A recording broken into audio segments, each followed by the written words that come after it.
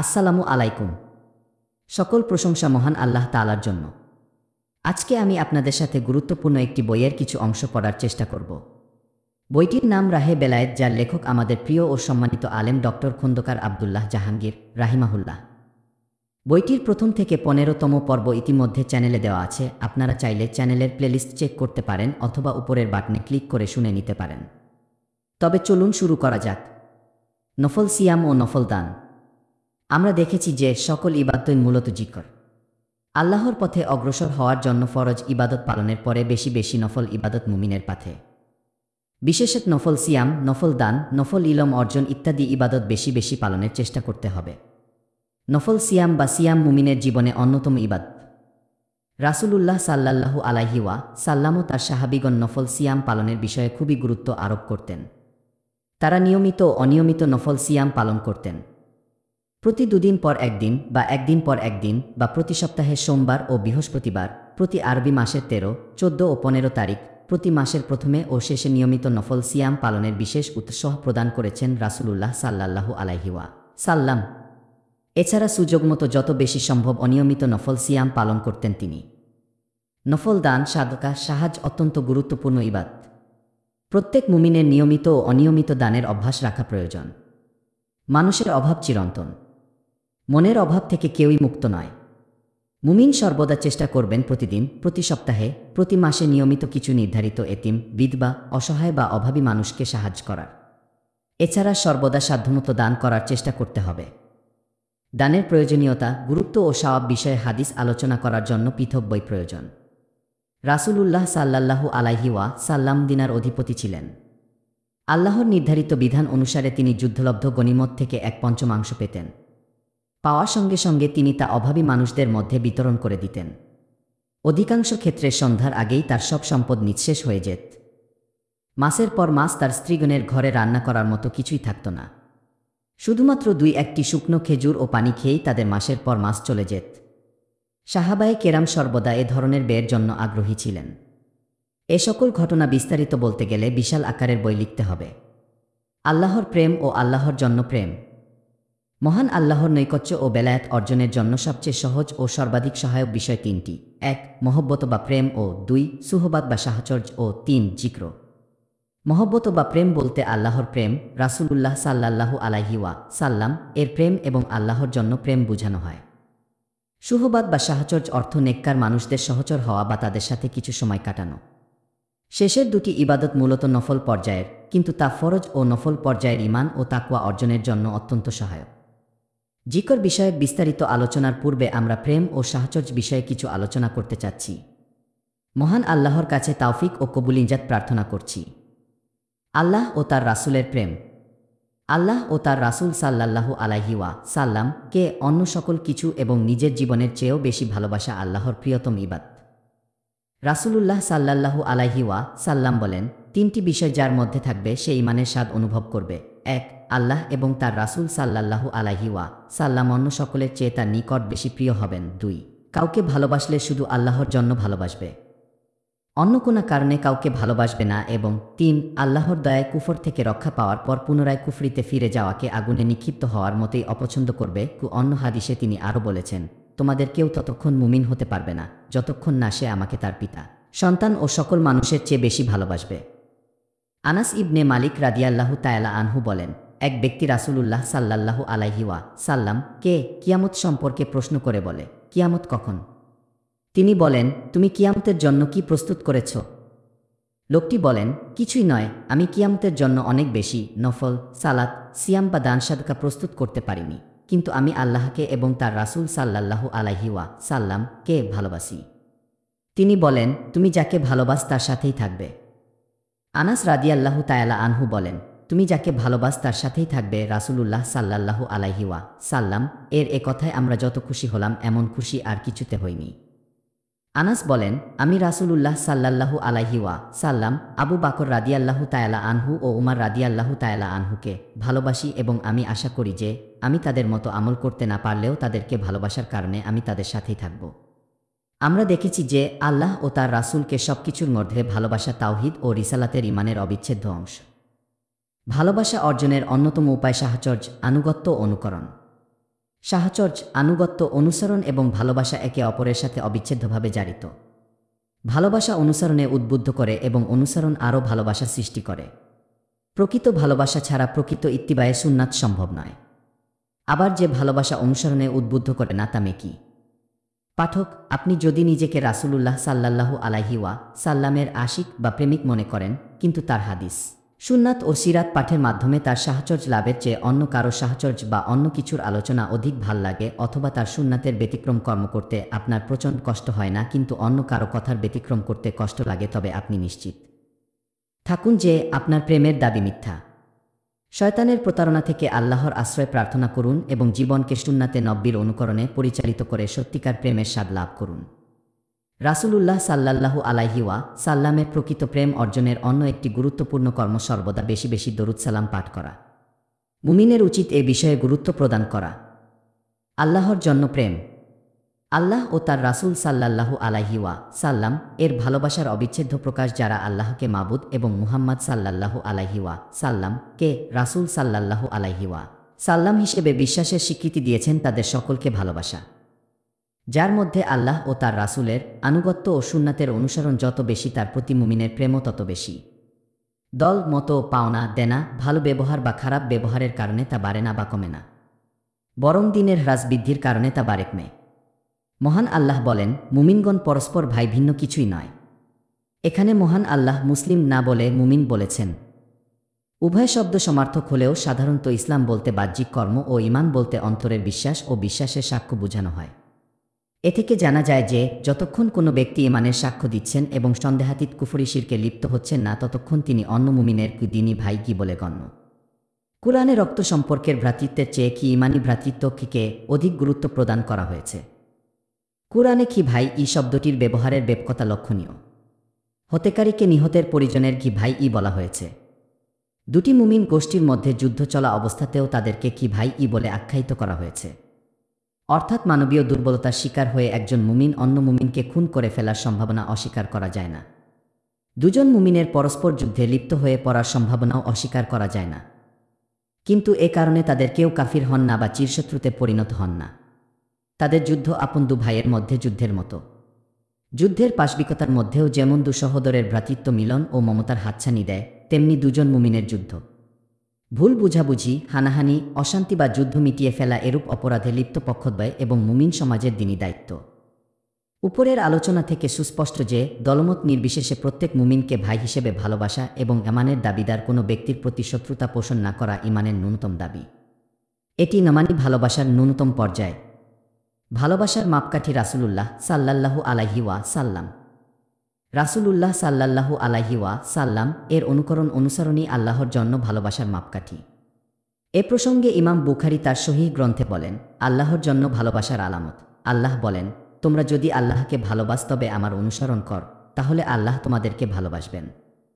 অর্থাৎ যার মধ্যে আল্লাহর ভালোবাসা যত বেশি বিদ্যমান, তাকে তত বেশি ভালোবাসা ঈমানের মূল দাবি। আর কার মধ্যে আল্লাহর ভালোবাসা কত বেশি তার সুনিশ্চিত মাপকাঠি সুন্নাতে নব্বীর অনুকরণ। যিনি যত বেশি সুন্নাতের অনুসারী হবেন, তাকে তত বেশি ভালোবাসা আল্লাহ ও তার রাসূলের প্রতি ঈমানের ন্যূনতম দাবি। আর যদি কোনো মুমিন সুন্নাতে নব্বীর আলোকে আল্লাহর ইবাদত করেন, কিন্তু আমার রাজনৈতিক বা ধর্মনৈতিক দল, নেতা বা পীরের অনুসরণ বা মহব্বত না করার কারণে তার ইত্তিবায়ের সুন্নাতের অপব্যাখ্যা বা অবমূল্যায়ন করি, তবে তা আমার ঈমানের অবক্ষয় প্রমাণ করে। আল্লাহর জন্য ভালোবাসা ইলামান। ইবন আব্বাস রাদিয়াল্লাহু তাআলা আনহু বলেন, রাসূলুল্লাহ সাল্লাল্লাহু আলাইহি সাল্লাম বলেন, ঈমানের সুদৃঢ়তম রশি মহান আল্লাহর জন্য বন্ধুত্ব নিকটছে, আল্লাহর জন্য শত্রুতা, আল্লাহর জন্য ভালোবাসা এবং আল্লাহর জন্য অপছন্দ বিদ্বেষ। অন্য হাদিসে আবু উমামা রাদিয়াল্লাহু তাআলা আনহু বলেন, রাসূলুল্লাহ সাল্লাল্লাহু আলাইহি সাল্লাম বলেন, যে ব্যক্তি আল্লাহর জন্য ভালোবাসল, আল্লাহর জন্য অপছন্দ করল, আল্লাহর জন্য প্রদান করল এবং আল্লাহর জন্য দেওয়া থেকে বিরত থাকল, সে ঈমানকে পরিপূর্ণ করল। হাদিসটি সহিহ। এভাবে বিভিন্ন হাদিসে বলা হয়েছে যে ঈমানের পূর্বশত মুমিনদের পারস্পরিক ভালোবাসা এবং এরূপ ভালোবাসার গভীরতা ঈমানের পূর্ণতা প্রমাণ করে। আমরা আরও দেখছি যে পছন্দের সাথে অপছন্দ ও ভালোবাসার সাথে শত্রুতা অবিচ্ছেদ্যভাবে জড়িত। ঈমান ও নেক আমলকে ভালোবাসতে হবে এবং কুফর ও পাপাচারকে ঘৃণা করতে হবে। কাফিরকে অবিমিশ্র অপছন্দ করতে হবে এবং যার মধ্যে বাহ্যিক ঈমান ও তাকওয়ার পূর্ণতা দেখা যায় তাকে অবিমিশ্র ভালোবাসতে হবে। যার মধ্যে ঈমান ও পাপচার মিশ্রিত, তার ক্ষেত্রে পছন্দ ও অপছন্দ মিশ্রিত হবে। তাকে ঈমানের কারণে অবশ্যই ভালোবাসতে হবে, কারণ ন্যূনতম আল্লাহর প্রেম থাকার কারণেই সে ঈমানদার হতে পেরেছে। পাশাপাশি পাপাচরের পরিমাণ অনুসারে তাকে অপছন্দ করতে হবে। দলমত সবকিছুর মধ্যে মুমিনকে তার ঈমানের কারণে ভালোবাসতে না পারলে আমাদের ঈমানের দাবি মিথ্যা হয়ে যায়। এটি খুবই স্বাভাবিক বিষয়। হৃদয়ের সবচেয়ে গুরুত্বপূর্ণ বিষয় সর্বদা ভালোবাসার মাপকাঠি হয়। আমার দল, নেতা বা পীরের অনুসরণের দাবিদারকে ভালোবাসতে পারি, কিন্তু আমার দল, নেতা বা পীরের বিরোধী ঈমানের দাবিদারকে যদি ভালোবাসতে না পারি, তাহলে প্রমাণ হবে যে আল্লাহ ও তার রাসূলের চেয়ে অন্য কিছু আমার হৃদয়ে অধিক মূল্যবান। ভালোবাসাতে ঈমানের মজা। আমরা উপরের হাদিসে দেখেছি যে ঈমানের স্বাদগ্রহণের জন্য মানুষকে শুধু আল্লাহর জন্যই ভালোবাসতে হবে। অন্য হাদিসে রাসূলুল্লাহ সাল্লাল্লাহু আলাইহি ওয়াসাল্লাম বলেন, যদি কেউ ঈমানের স্বাদ উপভোগ করতে চায় তবে সে যেন কাউকে ভালোবাসলে একমাত্র আল্লাহর জন্যই ভালোবাসে। হাদিসটি হাসান। অল্প আমলে অধিক মর্যাদা। ঈমানী ভালোবাসার দ্বারা মুমিন অল্প আমল করেও অনেক বেশি আমলকারী নেককার বান্দাদের সমান মর্যাদা লাভ করেন।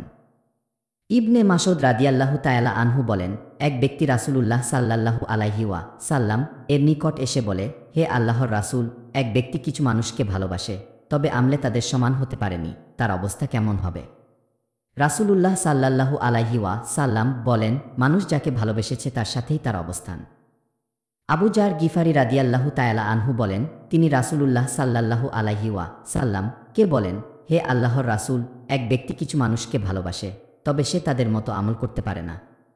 রাসূলুল্লাহ সাল্লাল্লাহু আলাইহি ওয়াসাল্লাম বলেন, আবু জার, তুমি যাকে ভালোবাস তার সাথেই তোমার অবস্থান।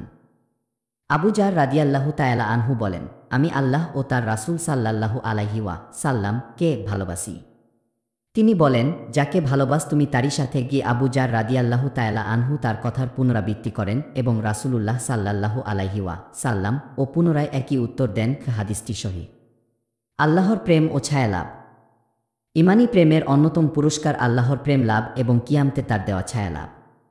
রাসূলুল্লাহ সাল্লাল্লাহু আলাইহি ওয়াসাল্লাম বলেন, কিয়ামত দিবসে আল্লাহ বলবেন, যারা আমার মর্যাদায় একে অপরকে ভালোবাসে তারা কোথায়? আজ আমি তাদেরকে ছায়া প্রদান করব, যে দিবসে আমার দেওয়া ছায়া ছাড়া অন্য কোনো ছায়া নেই। আনাস রাদিয়াল্লাহু তাআলা আনহু বলেন, রাসূলুল্লাহ সাল্লাল্লাহু আলাইহি ওয়াসাল্লাম বলেন, দু ব্যক্তি যখন একে অপরকে শুধু আল্লাহর জন্যই ভালোবাসে তখন তাদের মধ্যে যে অপরকে বেশি ভালোবাসে সেই আল্লাহর অধিক প্রিয়। রাহে বেলায়েত ও রাসূলুল্লাহ সাল্লাল্লাহু আলাইহি ওয়াসাল্লাম এর জিকর ওজিফা আবু দারদা রাদিয়াল্লাহু তাআলা আনহু বলেন, রাসূলুল্লাহ সাল্লাল্লাহু আলাইহি ওয়াসাল্লাম বলেন, যে কোনো দু ব্যক্তি যখন একজন অপরজনকে তার অনুপস্থিতিতে কেবলমাত্র আল্লাহর জন্য ভালোবাসে তখন তাদের মধ্যে যে ব্যক্তি অপর ব্যক্তিকে বেশি ভালোবাসবে উভয়ের মধ্যে সেই আল্লাহর অধিক প্রিয়। অন্য হাদিসে আবু হুরায়রা রাদিয়াল্লাহু তাআলা আনহু বলেন, রাসূলুল্লাহ সাল্লাল্লাহু আলাইহি ওয়াসাল্লাম বলেন, এক ব্যক্তি অন্য এক গ্রামে তার এক ভাইয়ের সাথে সাক্ষাতের জন্য গমন করেন। তখন মহান আল্লাহ তার রাস্তার মাথায় এক ফিরিশতাকে নিয়োজিত রাখেন। যখন উক্ত ব্যক্তি উক্ত ফিরিশতার নিকটবর্তী হন তখন ফিরিশতা বলেন, আপনি কোথায় যাচ্ছেন? উক্ত ব্যক্তি বলেন, এ গ্রামে আমার এক ভাই আছেন, তার নিকট যাচ্ছি।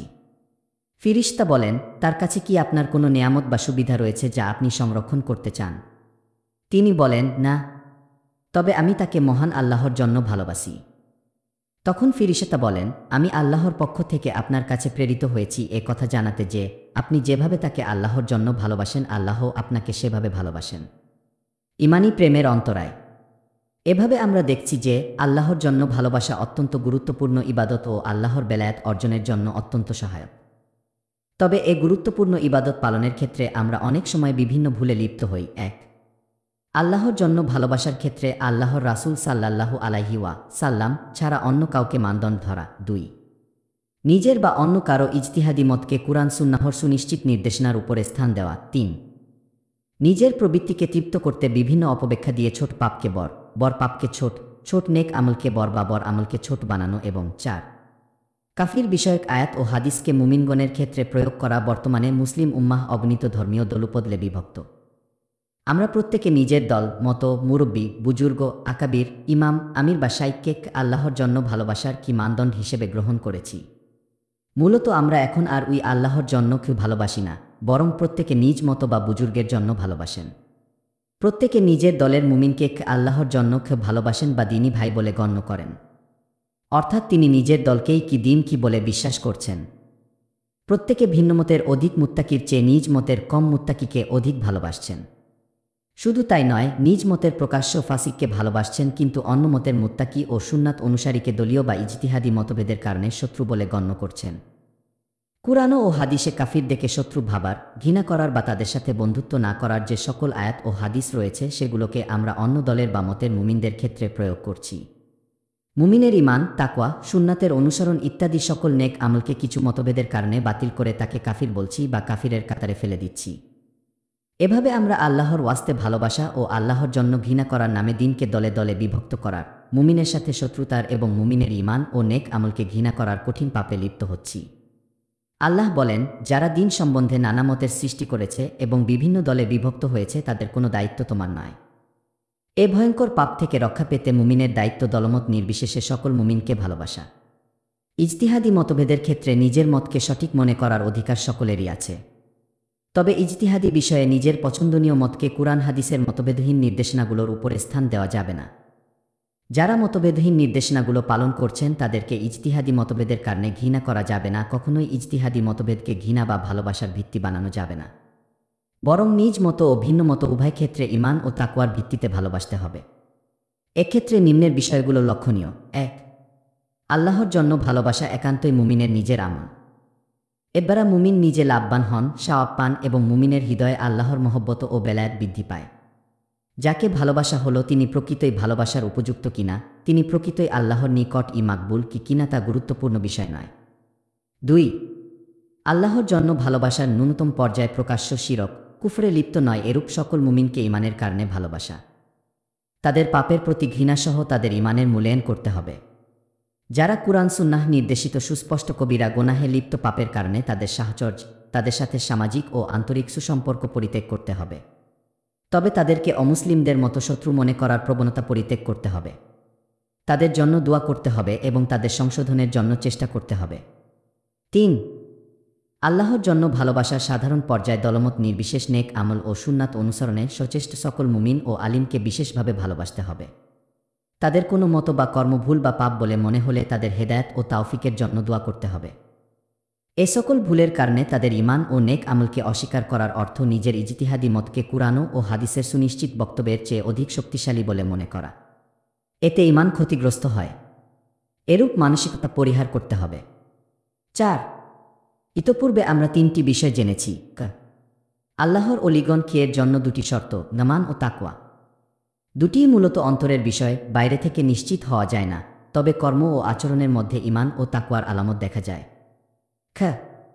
আল্লাহর কোনো অলির সাথে শত্রুতা করা ভয়ঙ্কর পাপ ও আল্লাহর সাথে যুদ্ধ ঘোষণা। ফরজ পালনের পাশাপাশি নফল পালনের মাধ্যমে আল্লাহর বেলায়েত অর্জন হয়। এ বিষয়গুলোকেই আল্লাহর জন্য ভালোবাসার কি মানদণ্ড রাখতে হবে। যে ব্যক্তির আমলে ও আচরণে ঈমান ও তাকওয়ার আলামত পাওয়া যায় এবং যিনি ফরজগুলো পালন করেন এবং নফল পালনের মাধ্যমে আল্লাহর নৈকট্যের চেষ্টা করেন, তাকেই আল্লাহর জন্য ভালোবাসতে হবে। এরূপ কোনো ব্যক্তির প্রতি সামাজিক, রাজনৈতিক বা ধর্মীয় কোনো মতবিরোধের কারণে হৃদয়ে শত্রুতা বিদ্বেষ পোষণ করা, তার অমঙ্গল কামনা করা, তার সাথে অশোভন আচরণ করা বা তার কুৎসা রটনা করার অর্থ আল্লাহর কোনো অলির সাথে শত্রুতা করা। জাগতিক প্রয়োজনে নিজের হক্ক আদায়ের জন্য এরূপ ব্যক্তির সাথে বিরোধিতা করা খুবই স্বাভাবিক। মতবিরোধের ক্ষেত্রে তার মতের সমালোচনা করাও খুবই স্বাভাবিক। কিন্তু এরূপ বিরোধিতার কারণে তার প্রতি শত্রুতা বা বিদ্বেষ পোষণ, কুৎসা রটনা বা অশোভন আচরণ করা বৈধ নয়। এতে আল্লাহর সাথে যুদ্ধ করার মতো ভয়ঙ্কর পরিণতি হতে পারে। ৫. আল্লাহর জন্য ভালোবাসার সর্বোচ্চ পর্যায়, যে সকল আবিদ ও আলিমকে ঈমান, তাকওয়া ও সুন্নাত অনুসরণে বিশেষ অগ্রগণ্য বলে মনে হয়, সকল দলীয়, মাযহাবী ও ইজতিহাদি মত পার্থক্যের মধ্যে তাদেরকে বিশেষভাবে ভালোবাসতে হবে। মাঝে মাঝে একান্তই আল্লাহর জন্য তাদের সাথে সাক্ষাৎ করে সালাম ও শুভেচ্ছা বিনিময় করতে হবে। সম্ভব হলে মাঝে মাঝে এরূপ নেককার মানুষদের সাথে কিছু সময় মাজলিসে আখিরাতের আলোচনায় কাটাতে হবে। গীবত, নামিমা, অহংকার, হিংসা ও সকল পাপমূলক আলোচনা থেকে মুক্ত থেকে আল্লাহ ও তার রাসূলের মহব্বত, তাকওয়া, তাওবা ও আখিরাতমুখিতা বৃদ্ধিমূলক আলোচনায় সময় কাটাতে হবে। ৬. কাছে বা দূরে, দেশে বা বিশ্বের কোথাও কোনো আলিম বা দায়ীর পরিচয় জানলে ইজতিহাদি মত ও অন্যান্য বিষয়ের অনুভূতি হৃদয় থেকে দূর করে তার দিনদারি ও আল্লাহর দিনের প্রতি তার ভালোবাসা ও কর্মকাণ্ডকে বর করে দেখে তাকে আল্লাহর জন্য ভালোবাসুন। ভালোবাসার অনুভূতি হৃদয়ে জাগ্রত করুন এবং তার জন্য দোয়া করুন। সম্ভব হলে তাকে ভালোবাসার কথা জানান। কেউ আল্লাহর ওয়াস্তে ভালোবাসার কথা বললে তার জন্য দোয়া করুন। ৭. বন্ধুত্ব ও শত্রুতা সাধারণভাবে আবেগ নির্ভর। আল্লাহর জন্য ভালোবাসা ও সক্রতার ক্ষেত্রেও তা ক্রমান্বয়ে আবেগে পরিণত হয়। তবে মুমিনের উচিত আবেগকে সাধ্যমত নিয়ন্ত্রণ করে ঈমানী দিকটিকে মনের মধ্যে জাগরুক করা। যাকে ভালোবাসব তার ঈমান ও তাকওয়ার কমতি বা বৃদ্ধি হলে যেমন আমি সচেতনভাবে ভালোবাসা কমিয়ে বা বাড়িয়ে ঈমানী ভালোবাসার সওয়াব পেতে পারি, অনুরূপভাবে যাকে আংশিক বা পূর্ণ অপছন্দ করব তার মধ্যে ঈমান ও তাকওয়ার আলামত পেলে তাকে ভালোবাসতে হবে। এভাবে ভালোবাসা ও ঘৃণার মধ্যে সচেতন ঈমানী অবস্থা বিদ্যমান থাকবে। সামগ্রিকভাবে সকল ক্ষেত্রে আবেগের আতিশয্য বর্জনের বিষয়ে রাসূলুল্লাহ সাল্লাল্লাহু আলাইহি ওয়াসাল্লাম বলেন, তোমার বন্ধুকে বা পছন্দনীয় ব্যক্তিকে তুমি সহজভাবে ভালোবাস, হতে পারে একদিন সে অপছন্দনীয় ব্যক্তিতে পরিণত হবে। আর তোমার অপছন্দের ব্যক্তির প্রতি বিদ্বেষে তুমি সহজ হও, হতে পারে সে একদিন তোমার বন্ধু ও পছন্দনীয় হয়ে যাবে। হাদিসটি সহিহ। ৮ কাউকে আল্লাহর জন্য ভালোবাসতে পারলে তার সাথে সাক্ষাৎ করে তা জানানো এবং কেউ এরূপ ঈমানী ভালোবাসার কথা জানালে আহাব্বাকাল্লাহু, আল্লাহ আপনাকে ভালোবাসুন বলে তার জন্য দোয়া করা সুন্নাত। মিকদাম ইবনে মাদি কারিব রাদিয়াল্লাহু তাআলা আনহু বলেন, রাসূলুল্লাহ সাল্লাল্লাহু আলাইহি ওয়াসাল্লাম বলেন, জানায় যদি তোমাদের কেউ তার ভাইকে ভালোবাসে তবে সে যেন তাকে সে তাকে ভালোবাসে। হাদিসটি সহিহ। অন্য হাদিসে আনাস ইবনে মালিক রাদিয়াল্লাহু তাআলা আনহু বলেন, এক ব্যক্তি রাসূলুল্লাহ সাল্লাল্লাহু আলাইহি ওয়াসাল্লাম এর নিকট ছিলেন। এমতাবস্থায় অন্য এক ব্যক্তি সেখান দিয়ে গমন করেন। তখন তিনি বলেন, হে আল্লাহর রাসূল, আমি গমনরত লোকটিকে ভালোবাসি। তিনি বলেন, তুমি কি তাকে তা জানিয়েছ? লোকটি বলে, না। তিনি বলেন, তুমি তাকে তা জানাও। তখন লোকটি গমনরত লোকটির কাছে যায় এবং বলে, আমি আপনাকে আল্লাহর জন্য ভালোবাসি। তখন তিনি বলেন, আল্লাহ আপনাকে ভালোবাসুন যার জন্য আপনি আমাকে ভালোবেসেছেন। হাদিসটি হাসান। সুপ্রিয় পাঠক, প্রথমে যে কথাটি বলেছি সে কথাই আবার শেষে বলছি। আপনাকে মনে রাখতে হবে যে আল্লাহর জন্য ভালোবাসা কি একান্তই আপনার ইবাদত। এই ইবাদতের উদ্দেশ্য নিজের আমিত্ব, বরত্ব, নিজের মতো, ইজতিহাদ সবকিছুকে ছোট করে আল্লাহর মহত্ব ও মর্যাদাকে হৃদয়ের মধ্যে গভীর থেকে গভীরতর করা। এই ইবাদতের একমাত্র উদ্দেশ্য মহান আল্লাহকে খুশি করা। যাকে আল্লাহর জন্য ভালোবাসছেন তাকে প্রকৃতই কি মাকবুল হতে হবে এমন নয়। মূল কর্ম আল্লাহর জন্য ভালোবাসা কি। উক্ত ব্যক্তির মধ্যে আল্লাহর আনুগত্য, তাকওয়া ও ইত্তিবায়ে সুন্নাতের প্রকাশ দেখে আপনি তাকে ভালোবেসেছেন। এতেই আপনি কাঙ্ক্ষিত ফলাফল লাভ করেছেন। উক্ত ভালোবাসিত ব্যক্তি প্রকৃতপক্ষে আল্লাহর নিকট কিরূপ তা তত গুরুত্বপূর্ণ নয়। বাহ্যিক আমল ও তাকওয়ার ভিত্তিতে ভালোবাসার হ্রাস বৃদ্ধি হবে। বিশর হাফি নামে প্রসিদ্ধ বিশর ইবনেল হারিস ইবনে আব্দুর রহমান বাগদাদি ৩য় হিজরি শতকের সুপ্রসিদ্ধ মুহাদ্দিস। তিনি তার ইবাদত ও আখিরাতমুখিতার জন্য খুবই প্রসিদ্ধ ছিলেন। অনেক মানুষই তাকে ভালোবাসতেন এবং তার সাহচর্য গ্রহণ করতেন। তিনি বলতেন, এক ব্যক্তি অন্য ব্যক্তির মধ্যে নেকি ও কল্যাণ আছে কল্পনা করে তাকে ভালোবাসে, যে ভালোবাসে সে হয়তো নাজাত পেয়ে যাবে, কিন্তু যাকে ভালোবাসা হলো তার কি পরিণতি হবে তা সে নিজেই জানে না। সাহচর্য ও বন্ধুত্ব। মানুষ প্রকৃতিগতভাবে দুর্বল। চারিপাশের মানুষগুলোই মূলত তার মানসিকতা ও আবেগ নিয়ন্ত্রণ ও পরিচালনা করে। এজন্য সহচর ও বন্ধু নির্বাচনে মূলত ঈমান সংরক্ষণ ও বৃদ্ধির সতর্কতা। রাসূলুল্লাহ সাল্লাল্লাহু আলাইহি ওয়াসাল্লাম বলেন, তুমি মুমিন ছাড়া আর কারো সাথে মিশবে না এবং তোমার খাদ্য মুত্তাকি ব্যক্তি ছাড়া কেউ যেন না খায়। হাদিসটি হাসান। অন্য হাদিসে আবু হুরায়রা রাদিয়াল্লাহু তাআলা আনহু বলেন, রাসূলুল্লাহ সাল্লাল্লাহু আলাইহি ওয়াসাল্লাম বলেন, বন্ধুর ধর্মই মানুষের ধর্ম। কাজেই তোমাদের কেউ কারো সাথে বন্ধুত্ব করলে সে যেন দেখে শুনে বিবেচনা করে তা করে। হাদিসটি হাসান। আবু মুসা আশারি রাদিয়াল্লাহু তাআলা আনহু বলেন, রাসূলুল্লাহ সাল্লাল্লাহু আলাইহি ওয়াসাল্লাম বলেন, ৭ সহচর ও অসৎ সহচর উদাহরণ আতর বিক্রেতা ও কর্মকারের হাপর। আতর বিক্রেতা তোমাকে আতর দিবে, অথবা তুমি আতর ক্রয় করবে, অথবা তার কাছে তুমি সুন্দর গন্ধ পাবে। আর হাপরের ফুকদাতা তোমার শরীর অথবা পোশাকে আগুন লাগাবে, অথবা তুমি দুর্গন্ধ পাবে। পরিবার, সমাজ ও কর্মক্ষেত্রে আমরা সাধারণত যাচাই করতে পারি না। ভালো ও মন্দ সকলের সাথেই আমাদের সম্পর্ক রাখতে হয়। তবে বন্ধুত্ব ও সাহচর্যের ক্ষেত্রে আমাদেরকে অবশ্যই সতর্ক হতে হবে।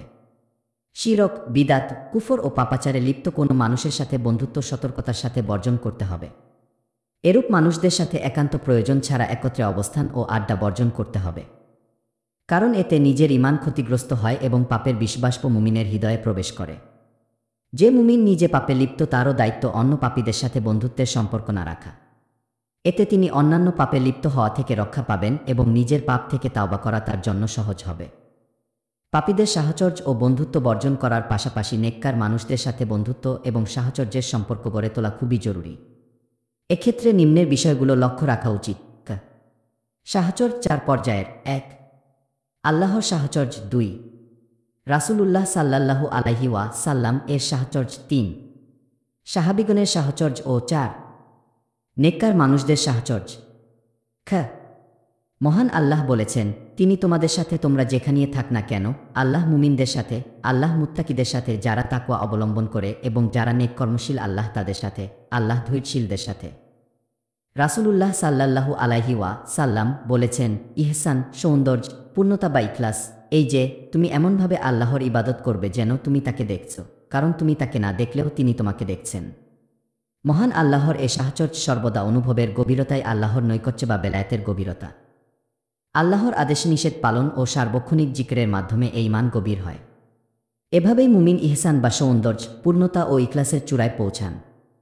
গ, রাসূলুল্লাহ সাল্লাল্লাহু আলাইহি ওয়াসাল্লামের সাহচর্য লাভের জন্য আমাদের একমাত্র উপায় তার হাদিস, সিরাত ও শামাইল অধ্যয়ন, আলোচনা, তার প্রতি দরুদ সালাম পাঠে যথাসম্ভব বেশি সময় কাটানো এবং জীবনের প্রতিটি ক্ষেত্রে তার সুন্নাত জানা ও মানার জন্য সচেষ্ট থাকা।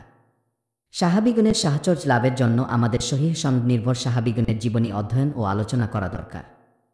খ, উপরের 3 প্রকার সাহচর্য একদিকে সহজ, কারণ অন্য কোনো মানুষের সহযোগিতা ছাড়াই মুমিন ইবাদত বন্দেগী, জিক্র, দোয়া, কুরআন, তাফসির, হাদিস, সিরাত, সাহাবীচরিত ইত্যাদি বইপত্র কিনে ও পরে এ সাহচর্য লাভ করতে পারেন। পাশাপাশি এরূপ সাহচর্য লাভ করা কঠিন, কারণ মানবীয় দুর্বলতার কারণে একাকী এ সকল ইবাদত করা কঠিন ও ক্লান্তিকর মনে হয়। সাধারণত মুমিন অল্পতে আগ্রহ হারিয়ে ফেলেন। নেককার মানুষদের আল্লাহ জন্য ভালোবাসা এবং তাদের সাহচর্যে কিছু সময় কাটানো উপরের সকল প্রকারের সাহচর্য সহজ ও গভীর করে। খ, প্রত্যেক মুমিনের দায়িত্ব নিজের চারিপাশে একটি ঈমানী পরিমণ্ডল তৈরি করা। আল্লাহর জন্য ভালোবাসা ও বন্ধুত্ব নিয়ে পরস্পরে সাক্ষাৎ করা, কিছু সময় একত্রে কাটানো, দ্বীনি আলোচনা বা আল্লাহর জিক্রে কিছু সময় রত থাকা মুমিনের জন্য খুবই প্রয়োজনীয়। এতে ঈমান উজ্জীবিত হয়, মন আখিরাতমুখী হয়, পাপের জন্য ক্ষমা চাওয়ার আবেগ তৈরি হয় এবং ইলম বৃদ্ধি পায়। এজন্য হাদিস শরীফে এরূপ সাক্ষাৎ, সাহচর্য ও মাজলিসের বিশেষ উৎসাহ দেওয়া হয়েছে। মুআজ ইবনে জাবাল রাদিয়াল্লাহু তাআলা আনহু বলেন, রাসূলুল্লাহ সাল্লাল্লাহু আলাইহি ওয়াসাল্লাম বলেন, আল্লাহ বলেন, যারা আমার জন্যই একে অপরকে ভালোবাসে, আমার জন্যই একে অপরের সাথে সাক্ষাৎ করে, আমার জন্যই একে অপরের জন্য খরচ করে এবং আমার জন্যই একে অপরের সাথে বৈঠক বা মাজলিস করে, তাদের জন্য আমার মহব্বত ওয়াজিব হয়ে যায়। কি হাদিসটি সহিহ। আবু দারদা রাদিয়াল্লাহু তাআলা আনহু ও অন্যান্য সাহাবী থেকে বর্ণিত, রাসূলুল্লাহ সাল্লাল্লাহু আলাইহি ওয়াসাল্লাম বলেন, মহান আল্লাহ কিয়ামতের দিন এমন কিছু মানুষকে উত্থিত করবেন যাদের মুখমণ্ডলগুলো হবে জ্যোতির্ময় এবং তারা মণিমুক্তার নূরের মিম্বরের উপর অবস্থান করবেন। মহান আল্লাহর সাথে তাদের নৈকট্য ও তাদের মর্যাদার কারণে মানুষেরা তাদের ঈর্ষা করবেন, নবীগণ ও শহীদগণও তাদের ঈর্ষা করবেন, তবে তারা নবী নন, শহীদও নন, সিদ্দিকও নন। তখন একজন বেদুইন হাঁটু গেড়ে বসে বলেন, হে আল্লাহর রাসূল, আমাদের কাছে তাদের বিবরণ প্রকাশ করুন যেন আমরা তাদেরকে চিনতে পারি। তিনি বলেন, তারা বিভিন্ন গোত্রগোষ্ঠী ও বিভিন্ন দেশের মানুষ, তারা একে অপরকে শুধু মহান আল্লাহর জন্য, মহান আল্লাহর মর্যাদায় ভালোবাসেন, রক্ত, বংশ বা জাগতিক সম্পর্ক তাদের একত্রিত করে না, তারা আল্লাহর জিকরের জন্য একত্রিত হন, আল্লাহর জিকর করেন। এজন্য তারা পবিত্র সুন্দর কথাগুলো বাছাই করেন, যেমন খেজুর ভক্ষণকারী ভালো ভালো খেজুর বেছে নেন। এ হাদিসটির সমার্থক অনেকগুলো হাদিস বিভিন্ন সহিহ ও হাসান সন্দে আমর ইবনে আম্বাসা রাদিয়াল্লাহু তাআলা আনহু, আব্দুল্লাহ ইবনে আব্বাস রাদিয়াল্লাহু তাআলা আনহু, আবু হুরায়রা রাদিয়াল্লাহু তাআলা আনহু, উমার ইবনেল খাত্তাব রাদিয়াল্লাহু তাআলা আনহু, আবু মালিক আশআরী রাদিয়াল্লাহু তাআলা আনহু প্রমুখ সাহাবী থেকে বর্ণিত এবং সুনান তিরমিজি, সুনান আবি দাউদ, সুনান ইবন মাজাহ, সুনান নাসাই, মুসনাদ আহমদ, মুস্তাদরাক হাকিম ও অন্যান্য প্রসিদ্ধ গ্রন্থে সংকলিত। এভাবে এ হাদিসটি অর্থগতভাবে প্রায় মুতাওয়াতির পর্যায়ের। সম্মানিত পাঠক, আমাদের প্রত্যেকেরই দায়িত্ব ঈমান ও তাকওয়ার সংরক্ষণ এবং আল্লাহর বেলায়েত অর্জনের জন্য নিজেদের সীমাবদ্ধতার মধ্যে এরূপ একটি ঈমানী পরিমণ্ডল তৈরি করা। সর্বাগ্রে নিজের পরিবারের মধ্যে এরূপ পরিবেশ তৈরি করা প্রয়োজন। স্বামী স্ত্রী, পিতামাত ও সন্তানগণ একত্রে কিছু সময় কুরআন হাদিস পাঠ ও অর্থালোচনা, ইসলামী বই পড়া, অনুষ্ঠান দেখা অথবা বাড়িতে কোনো নেককার আলিমকে এনে পরিবারের কিছু সময় দ্বীনি আলোচনায় কাটানোর দরকার। এতে ঈমান, তাকওয়া ও বেলায়েত বৃদ্ধি ছাড়াও পারিবারিক ভালোবাসা, সৌহার্দ্য ও আনন্দ বৃদ্ধি পাবে। দ্বিতীয় পর্যায়ে নিজ এলাকার নেককার কিছু মানুষের সাথে দৈনিক অথবা অন্তত সাপ্তাহিক কিছু সময় এরূপ মাজলিস করার চেষ্টা করুন। দল, মত বা সামাজিক অবস্থার দিকে লক্ষ্য না দিয়ে শুধু তাকওয়ার অবস্থার দিকে লক্ষ্য দিয়ে মাজলিসের সাথী নির্বাচন করুন। তৃতীয় পর্যায়ে কাছের বা দূরের কিছু নেককার আলিমদের সাহচর্যে সপ্তাহে, মাসে বা অনিয়মিতভাবে কিছু সময় কাটানোর চেষ্টা করুন। সকল পর্যায়ের সাহচর্য ও মাজলিসে পরিবারের সদস্যদের অংশগ্রহণ নিশ্চিত করার বিষয়ে সচেষ্ট থাকুন। জিকরের মাজলিস বিষয়ক বিস্তারিত আলোচনা আমরা এ বইয়ের শেষ অধ্যায়ে দেখব ইনশাআল্লাহ। সুপ্রিয় শ্রোতা মণ্ডলী, ১৬তম পর্বের ভিডিও আজকের মতো এখানেই শেষ করছি। ১৭তম পর্বটি শুনতে আমাদের চ্যানেল ভিজিট করুন। ধন্যবাদ আমাদের পাশে থাকার জন্য।